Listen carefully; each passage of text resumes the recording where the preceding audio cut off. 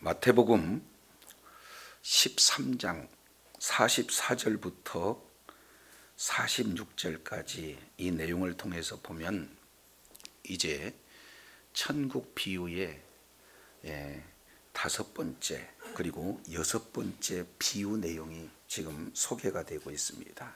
그런데 이 두 가지 비유 내용은 거의 동일한 비유 내용이에요. 그래서 일명 쌍둥이 비유다라고 일컬을 만큼 그 내용이 흡사합니다. 그런데 자세히 이 내용을 살펴보면은 같은 점도 있고 또 차이점이 이 속에 담겨져 있기 때문에 모든 것이 다 같다 이렇게 볼 수가 없습니다. 44절 내용을 보면은 천국은 마치 밭에 감추인 보화와 같다 이렇게 말씀을 하고 있어요. 자, 여기의 내용은 그만큼 천국에 대한 귀중함, 천국에 대한 가치성을 잘 이렇게 드러내고 있다. 그래서 천국은 마치 보화가 같다 이렇게 말씀을 하고 있는 것을 봅니다. 그런데 여기서 중요한 것은 이 보화를 소유하기 위해서는 반드시 무엇을 사야 되느냐? 밭을 사야 된다는 거예요. 원하는 것은 보화인데 사야 할 대상은 보화가 감춰져 있는 밭을 살 때 보화를 차지할 수가 있다라는 측면을 우리가 지난 시간 살펴보게 됩니다. 이 내용을 가만히 들여다보면은 이 밭과 보화의 그런 어떤 연관성이 되어지는 거죠. 그러면 이 밭에 대한 내용을 1차적으로는 우리가 전통적인 그런 해석 방법에 의해서 교회 이렇게 말씀을 하고 있지만 이것을 삶 속에 적용하면 우리 삶 전 영역이 하나의 밭이다. 그래서 이제는 하나님의 통치받는 교회가 바로 밭이요. 동시에 그 교회는 이제는 어느 곳에 있든지 하나님의 통치를 받는 바로 지체들이 있는 그곳이 바로 삶의 전 영역이 밭이다 이렇게 말씀을 하고 있어요. 그래서 이제 찬송을 할 때 하나님의 놀라운 그런 충만한 진리를 깨닫고 그리고 살아계신 하나님을 직접 경험하게 되는 하나님의 통치를 받는 그 내용이 기도를 통해서 찬송을 통해서 예배를 통해서 섬김을 통해서 그리고 여러 가지 전도와 선교 같은 사역을 통해서 그 하나님을 만나는 천국을 실감하고 천국을 경험하는 은혜가 주어진다라는 사실을 우리가 이게 살펴봤어요. 그만큼 원하는 것은 보화지만 그 원하는 보화를 이렇게 만나기까지 그 과정 또한 매우 중요하다라는 사실을 말씀하고 있습니다. 이 내용을 누가복음은 이렇게 표현하고 있어요. 누가복음 24장 26절 내용을 보면은 크게 두 가지, 하나는 고난과 영광이라고 하는 내용들을 말씀하고 있어요. 그러니까 십자가 그 다음에 부활. 우리는 십자가의 고난은 가까이 하기 힘듭니다. 그러나 부활, 바로 하나님의 영광에 참여하는 것은 선호합니다. 그런데 중요한 것은 십자가 없이 영광이 없다는 것. 그러니까 부활을 찾기 위해서는 반드시 그 과정이 중요하는데 우리의 삶의 모든 전 영역에서 이런 하나님을 발견하고 진리를 깨닫고 하나님의 통치를 받는 부활을 발견하는 그 내용이 그 과정 속에서 매우 중요한 내용들을 우리가 살펴보게 됩니다. 자, 그러면 요걸 45절에는 또 천국은 마치 좋은 진주를 구하는 장사와 같다. 지금 이렇게 말씀을 하고 있어요. 자, 여기서 장사라고 하는 이 내용은 도매상을 얘기합니다. 그러니까 지금까지 좋은 진주를 계속해서 구해왔고 더 좋은 진주가 있으면 그 진주를 구입해서 소유하고자 하는 그런 장사와 같이 천국을 이렇게 표현을 하고 있는 것을 봅니다. 자, 그러면은 46절 보니까 지극히 값진 진주 하나를 뭐하면? 발견하면. 이게 휴리스코라는 이런 단어를 쓰는데 계속 발견하다라고 하는 이런 어떤 내용은 어느 것과 연결이 되냐면 구하는 것과 연결이 되어지는 단어예요. 그러니까 여기서 구하다라고 하는 것은 얻으려고 애쓰고 애쓰는 과정 속에서 찾아지는, 만나지는 그런 어떤 내용이 되어집니다. 그러니까 진주의 가치가 무엇인지 알고 그 진주의 가치를 알기 때문에 더 좋은 진주를 계속해서 뭐 하고 있어요? 구하고 또 구하고 계속 구하다가 마침내 뭐예요?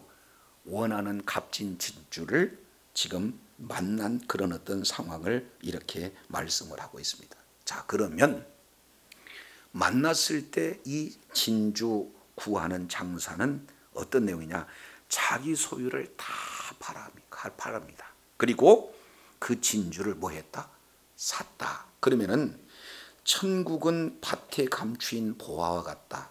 천국은 좋은 진주를 구하는 장사와 같다라는 이 두 가지 내용을 통해서 보면 이제 어떤 내용을 우리가 살펴볼 수가 있습니까? 바로 매우 유사하다라는 것을 볼 수가 있어요.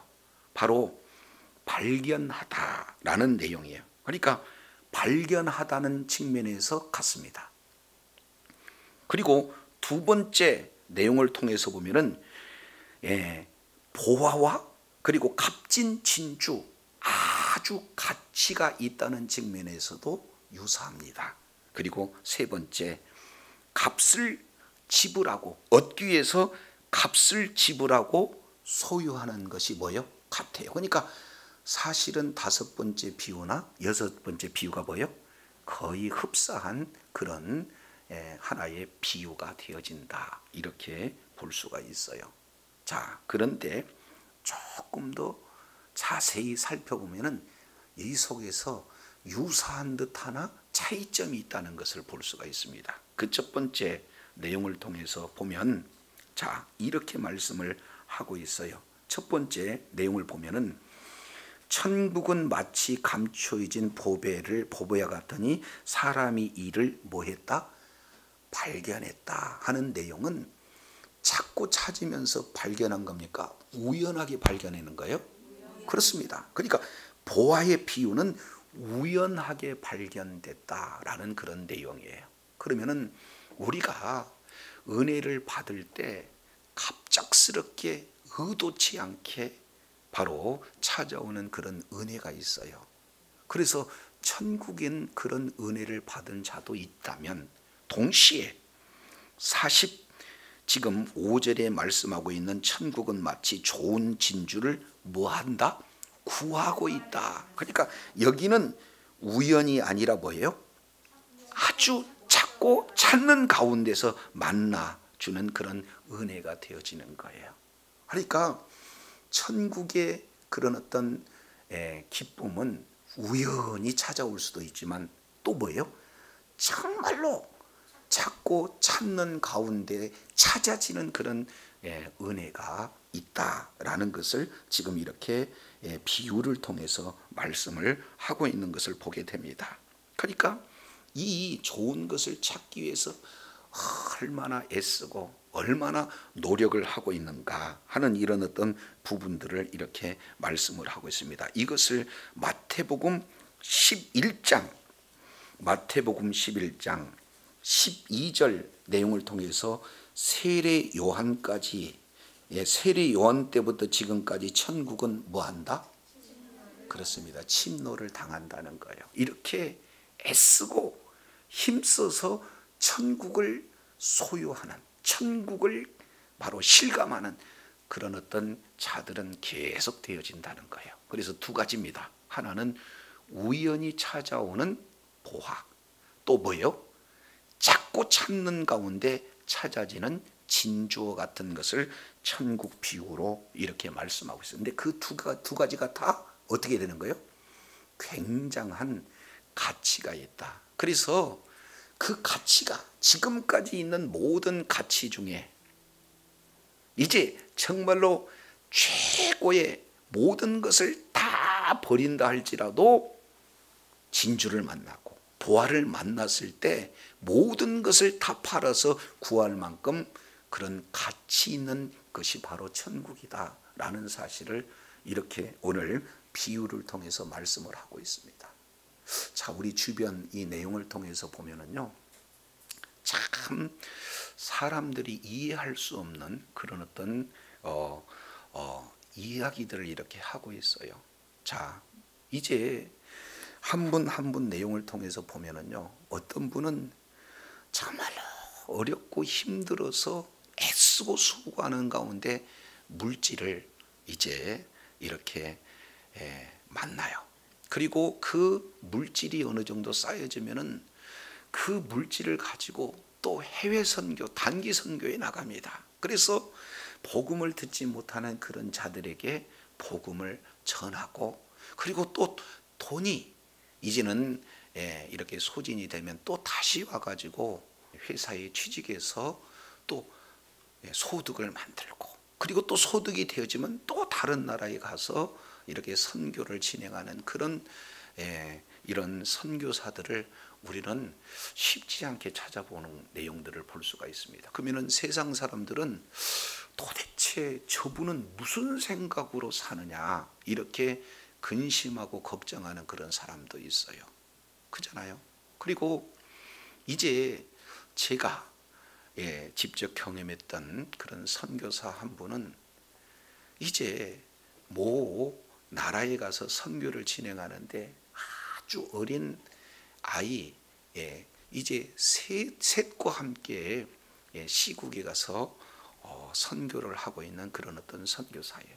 그런데 우리나라 말도 제대로 익히지 못한 상태에서 선교 현장에 나가다 보니까 학교도 갈 수가 없습니다. 그리고 뭔가 말을 하고 하는데 한국말인지 아니면 외국말인지 분간할 수 없는 그런 어떤 내용들을 보고 마치 원주민처럼 놀고 있는 그 아이를 부끄러움이 쳐다볼 때 사실은 부모로서 자녀를 향한 그런 마음이 좀 이렇게 쉽지만은 않잖아요. 그럼에도 불구하고 조금도 사실은 후회함이 없는 그런 선교사들을 우리가 살펴볼 수가 있습니다. 그러면 그들 가운데는 뭐가 있을까요?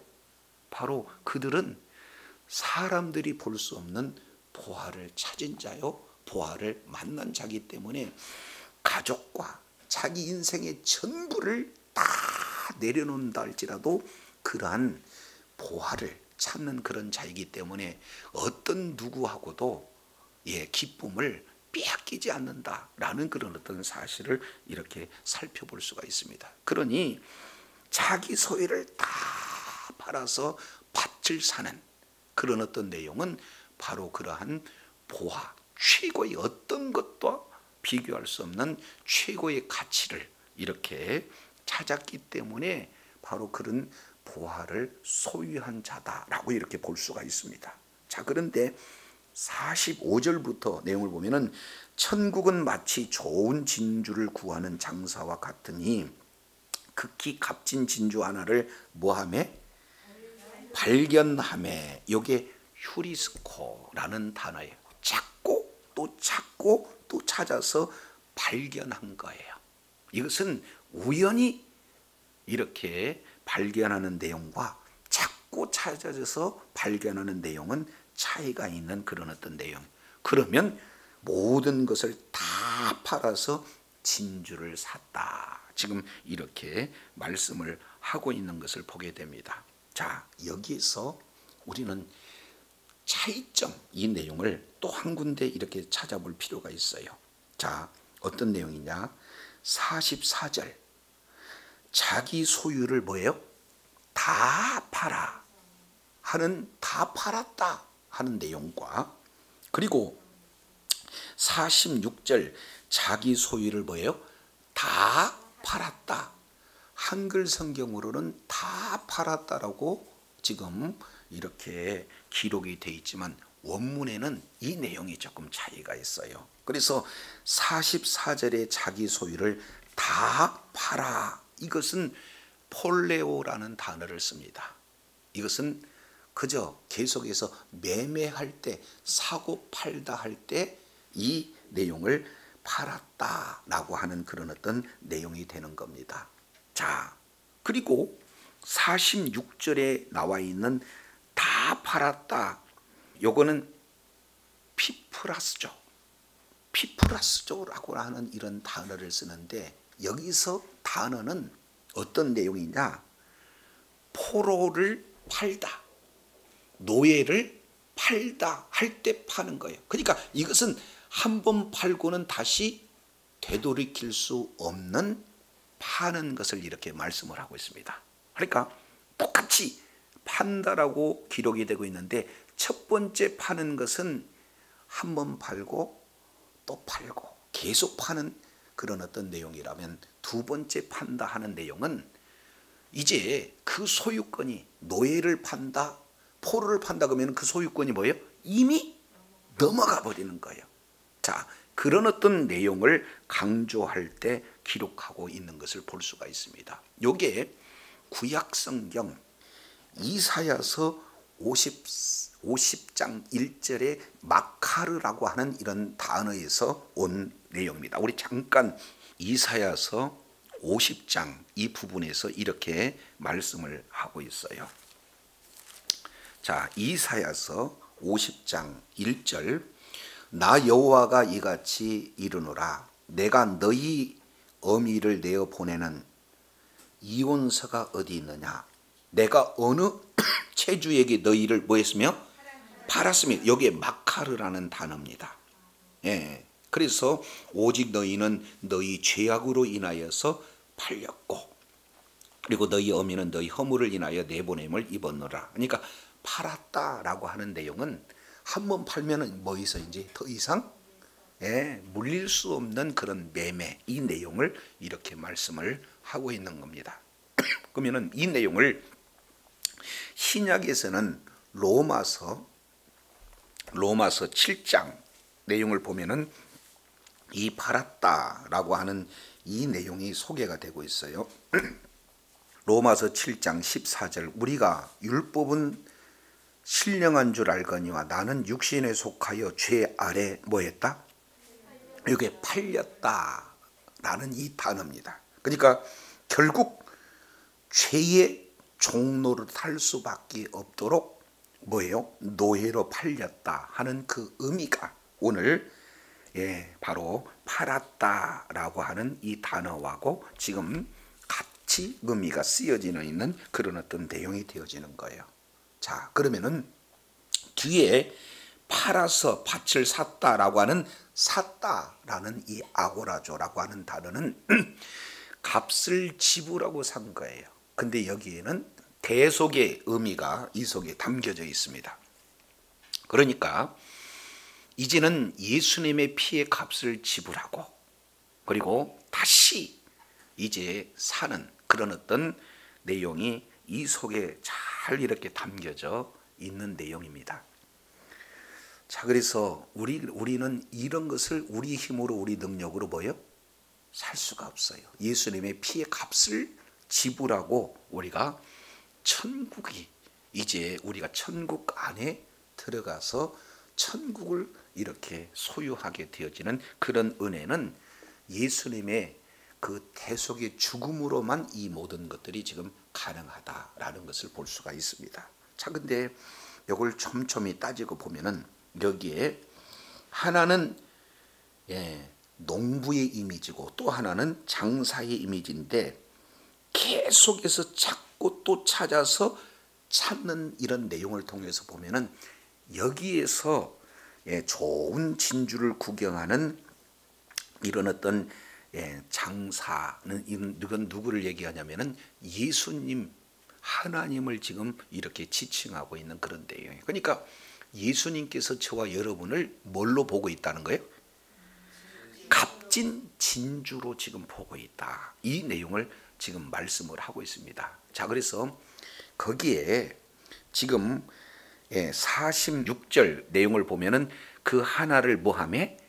발견하매. 이것이 참 중요한 단어입니다. 그래서 이 부분을 이제 사도행전 10장, 13장에서 이 발견함에라고 하는 이 단어, 휴리스코라고 하는 단어를 아주 잘 설명을 해주고 있어요. 자, 우리 사도행전 13장 우리 잠깐 살펴보도록 하겠습니다. 사도행전 13장 21절 그 후에 그들이 왕을 구하거늘 하나님이 베냐민 지파 사람 기스의 아들 사울을 40년간 주셨다가 22절 뭐 하시고? 폐하시고. 이것을 마사라고 하는 단어를 쓰는데 폐기처분하다. 그러니까 하나님의 뜻에 벗어난 사울 왕을 어떻게 해요? 계속해서 이렇게 돌아오라고 경고했음에도 불구하고 회개하지 않는 그런 사울을 폐기처분했다. 그러면서 이어서 내가 이새의 아들을 뭐하니? 보니, 만나니, 보니, 발견하다라는 뜻이 이게 휴리스코예요. 휴리스코. 그러면은 이것을 조금 더 구체적으로 이렇게 표현할 수 있는 내용은 오늘날 인터뷰한다. 이렇게 의역해서 볼 수가 있어요. 그러니까 하나님께서 이새의 아들을 뭐 했다? 인터뷰했다. 그러니까 회사에서도 좋은 인재를 영입하려면은 어떻게 됩니까? 촘촘히 따져봐요. 인터뷰를 아주 구체적으로 진행합니다. 그래서 이제 개인적으로도 질의응답도 되지만 소그룹 간의 토의를 통해서도 그 사람의 면모를 잘 살펴보는 그런 내용들을 우리가 볼 수 있습니다. 자, 그렇게 되어지면 그 중에서도 자꾸 또 찾고 또 찾아서 이렇게 만나는 한 최종적으로 통과하는 사람이 누구예요? 바로 다윗이다라는 것을 볼 수가 있어요. 이것을 학자들은 이걸 또 계산을 한 내용을 보니까 그때 당시 바로 이스라엘 전역에 있는 그런 사람들이 한 500만 정도 된다고 그래요. 그러니까 다윗은 500만 명 일일이 하나님께서 인터뷰하고 찾으신 바로 이 보석과 같은 존재가 다윗이었다. 이렇게 지금 살펴볼 수가 있게 되는 거죠. 그러니까 고르고 또 골라서 마침내 찾아지는 보석과 같은 자를 다윗이다 이렇게 표현하는데, 그러면 보석 같은 존재를 뭐라고 표현했습니까? 내 마음에 합한 자, 내 마음에 합한 사람, 이렇게 지금 말씀을 하고 있습니다. 그러니까 하나님의 기준은 하나님의 뭐하고 맞아야 돼요? 마음이 맞아야 돼요. 자, 이 내용을 머릿속에 기억을 하시기를 바랍니다. 자, 그래서 이제는 다윗을 만나니 그랬는데 이 내용이 그냥 오는 단어가 아니라 바로 시편 89편 20절을 인용하고 있어요. 우리 잠깐 또 한 군데 찾아보겠습니다.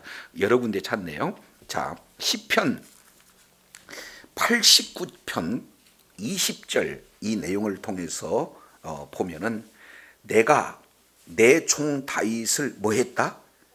찾았다. 이렇게 말씀하고 있어요. 그래서 찾아서 나의 거룩한 기름을 부었다. 그리고 내 손이 그와 함께하여 견고하게 하고 내 팔이 그를 힘이 있게 하리로다.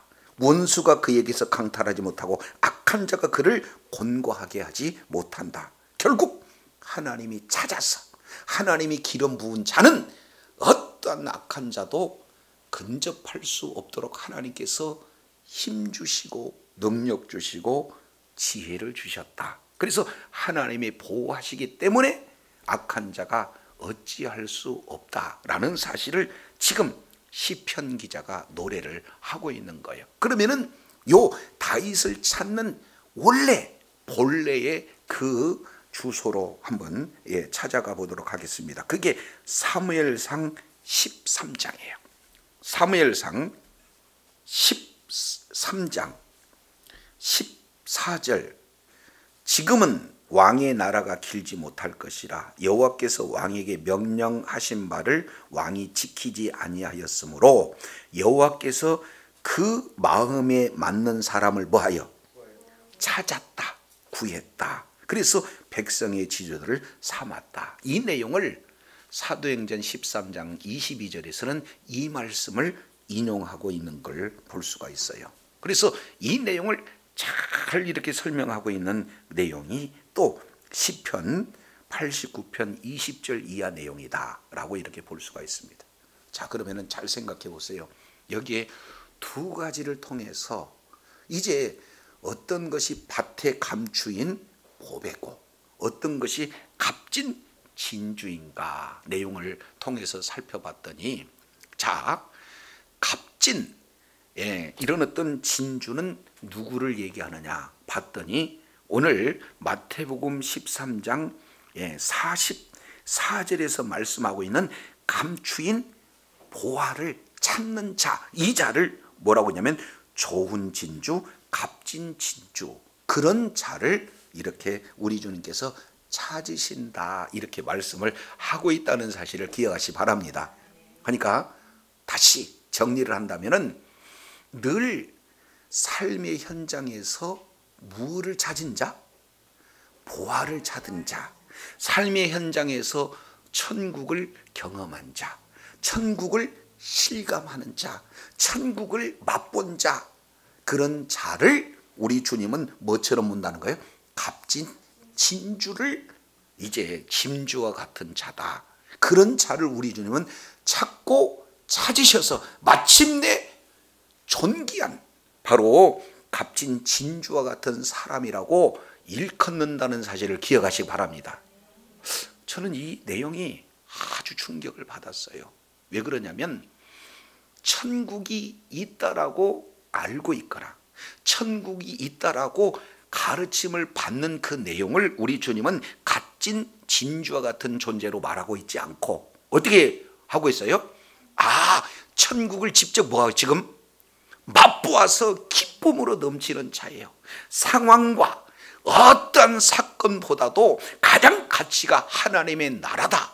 가장 가치 최우선순위를 하나님 나라에 두고 모든 것을 뭐예요? 이제 하나님 나라 안에서 기쁨을 온전히 누리는 그 자를 우리 주님은 그런 사람을 뭐한다? 찾는다. 마치 다윗이 마음에 합한 자이기 때문에 다윗을 자꾸 찾아서 찾는 것과 똑같이 이러한 천국을 실감하는 자, 천국 안에서 천국을 경험하는 자를 보석처럼 우리 주님께서 귀하게 여기시고 그런 자를 찾고 찾으신 줄로 믿습니다.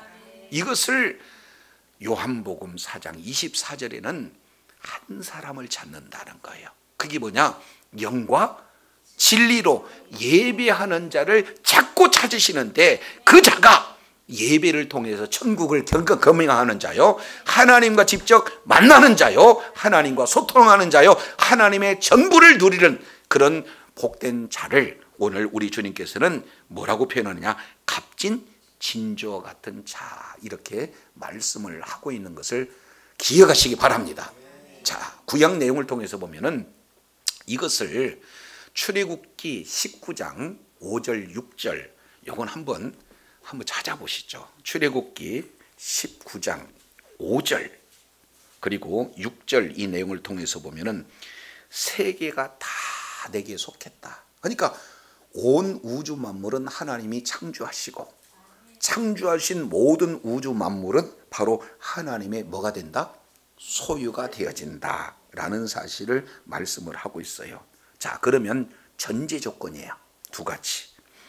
너희는 내 말을 잘 듣고 내 언약을 지키면, 이게 전제 조건이다 그 말이죠. 이것을 다윗으로 본다면 내 마음에 합하면, 그러면은 너희는 내 뭐가 된다?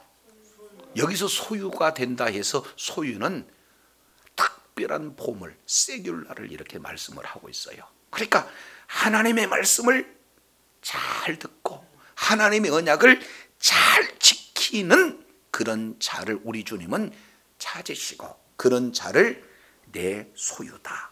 그런 자에게 왕같은 제사장이요 거룩한 백성으로 우리 주님께서 귀하게 여기고 계시다라는 사실을 말씀하고 있습니까? 그러니까 이분은 뭐에 관심이 있어요? 하나님의 나라에 관심이 있어요. 다른 말로 하나님의 통치에 관심이 있어요. 그렇게 하기 위해서는 삶을 어떻게 살아요? 거룩한 구별된 백성으로 사는 그런 자를 오늘 바로 세귤라 보석과 같은 그런 존재로 이렇게 말씀을 하고 있는 것을 봅니다. 자, 그래서 이제 구약에서 이스라엘 백성들을 보석과 같은 존재로 또 다윗과 같은 자를 뭐요? 보석과 같은 존재로 찾고 찾으셨다라는 것을 볼 수가 있고, 그리고 그 찾고 찾는 자를 또 누구를 찾았느냐? 바로 다윗을 찾아요. 우리 한 군데 살펴보도록 하겠습니다. 한 군데 어디를 보시냐면은 빌립보서 3장 이 내용을 통해서 보면 참 중요한 내용이 소개가 되고 있어요. 3장 5절에 내가 8일 만에 할례를 받고 이스라엘의 족속이요 베냐민의 지파요 히브리인 중에 히브리인요 율법으로는 바리새인요 열심으로는 교회를 비박하고 율법의 의로는 흠이 없는 자로다. 지금 7가지의 그 전제 사항이 잘 이렇게 기록이 되고 있습니다. 그러니까 한마디로 본다면 이제 많은 공동체에서 많은 사람들에게 모든 것을 모든 조건을 다 갖춰져 있는 세상적으로 보면은 보석과 같은 그런 존재 아니겠습니까? 자, 그런데 3장 7절 그러나 무엇이든지 내게 유익한 것을 내가 그리스도를 위하여 다 뭘로 여겼다는 것? 해로 여겼다는 것. 세상에서 본 그런 보석과 같은 그 내용은 하나님을 만난 그 이후로는 바로 그게 다 해 된 그런 존재가 되었다. 그래서 8절 또한 모든 것을 다 해로 여김은 내 주 그리스도 예수를 아는 지식이 가장 고상함이라. 그래서 진정한 보화는 세상에서 추구하고자 하는 그런 모습이 아니라 진정한 보화는 예수 그리스도다. 그래서 예수 그리스도를 발견하는 자가 지금 누구예요? 사도 바울이에요. 그러니까 최고의 가치가 이 세상의 어떤 것보다도 최고의 가치가 예수 그리스도다라는 사실을 알고 모든 것을 다 지불하고 오로지 누구만을 지금 올인하고 있느냐? 예수 그리스도를 아는 지식에 전적으로 지금 올인하고 있는 그런 모습을 보게 됩니다. 8절 또한 모든 것을 해로 여기면 내 주 그리스도 예수를 아는 지식이 가장 뭐하다? 고상하다. 가장 뭐예요? 고상하다. 이렇게 말씀을 하고 있어요. 내가 그를 위하여 모든 것을 잃어버리고 배설물로 여기면 그리스도를 얻고 그 안에서 뭐 하게 되니? 예, 그리스도를 얻었다는 것은 감추인 보화를 뭐 했다는 것? 찾았다는 것. 그것은 끝나는 것이 아니라 감추인 보화를 찾은 이 세상의 어떤 것보다 가장 값진 보배가 예수 그리스도라는 사실, 이런 사실을 아는 그런 자를 그 뒤에 이렇게 표현하고 있어요. 그 안에서 내가 뭐한다? 발견됨이. 이게 뭡니까? 바로 좋은 보석을 찾고 찾는 장사, 바로 하나님께 발견되는 이런 내용이다. 그러니 바울과 같이 가장 가치 있는 바로 우선순위가 예수 그리스도라는 사실을 바로 모든 것을 다 팔고 소유하는 그런 자를 우리 주님은 어떻게 되는 거예요? 보석과 같은 그런 존재라고 우리 주님이 지금 말씀을 하고 있습니다. 그래서 내가 가진 의는 율법에서 난 것이 아니요 오직 그리스도를 믿는 믿음으로 말미암는 것이다. 이 하나님을 믿는 믿음으로 하나님께로서 난 의다. 이렇게 지금 말씀을 하고 있는 것을 보게 됩니다. 그래서 우리는요 전부 다 죄인이에요. 그런데 이 죄 문제를 해결하지 않고는 하나님을 나갈 수도 없고 하나님을 만날 수도 없는 내용이죠. 근데 이 모든 죄 문제를 해결하시는 분이 누구냐? 예수님이다. 그래서 예수 그리스도를 믿는 믿음으로 내 죄는 예수님께, 예수님의 의는 나에게 전가되므로 이제는 예수 그리스도를 믿는 믿음으로 우리를 죄가 용서함을 받는 의인이라고 우리 주님께서 칭해 주신다. 그래서 그 의인을 우리를 뭐라고 표현해요? 보석 같은 그런 존재로 우리 주님이 말씀하고 계셔요. 그래서 내 말을 듣고 나와 언약을 지키면 너희는 바로 내 소유된 백성이다.